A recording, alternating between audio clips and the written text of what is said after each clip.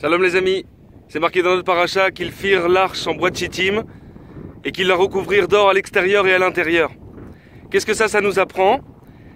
Ça nous apprend, selon certains commentateurs, que quand quelqu'un il fait tchouva, au début c'est magnifique, c'est extraordinaire, c'est l'or qui est à l'extérieur.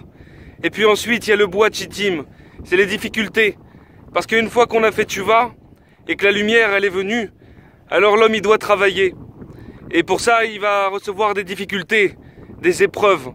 Parce que Hachem, il envoie des épreuves à ceux qu'il aime. Et c'est pour ça que l'épreuve en soi, c'est pas quelque chose de mauvais, au contraire. L'épreuve, elle sert à nous élever.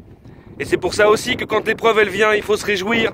Il faut remercier pour cette épreuve qui vient, quelle qu'elle soit, parce que c'est toujours bon. On sait, il y a une expression qui dit « ce qui tue pas rend plus fort ». Et c'est vraiment le cas. Une épreuve, elle est là pour nous élever, pour nous faire grandir. Et ensuite, à l'intérieur, il y a encore de l'or. Et l'or qui est à l'intérieur, c'est l'or qu'on retrouve quand on réussit à passer l'épreuve. Quand on réussit à passer l'épreuve, forcément on s'élève grâce à cette épreuve. Et alors du coup, c'est de l'or à nouveau, c'est une nouvelle lumière qui revient.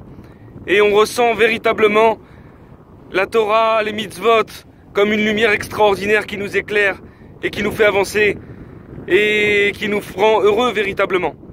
Alors ça, faut le comprendre également avec le Tanya du jour. L'Admor HaZaken nous dit là-bas que pour déboucher le cœur, comme je vous en ai parlé hier, alors il faut se servir des fautes passées, c'est-à-dire des épreuves qu'on n'a pas réussi à surmonter, des fautes qu'on a pu faire éventuellement dans notre vie passée, et faire teshuva.